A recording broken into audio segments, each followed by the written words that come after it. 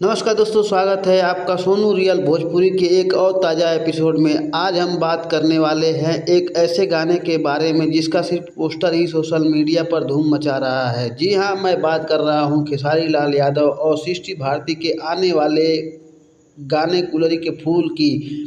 दोस्तों, पोस्टर देखते ही सबसे पहले नज़र आती हैं खेसारी लाल यादव और सृष्टि भारती की शानदार केमिस्ट्री। प्यार, इमोशनल और रोमांस का तगड़ा सब कुछ एक ही तस्वीर में भर दिया गया है। बैकग्राउंड में लाइट्स और रंग बिरंगे झंडे एकदम खुशनुमा माहौल बना रहा है। गाना प्रेजेंट कर रहा है global music junction. Global music junction पर सिंगर खेसारी लाल यादव और सृष्टि भारती। लिरिक्स लिखे हैं टुनटुन लाल यादव ने और म्यूजिक दिया है आर्या शर्मा ने।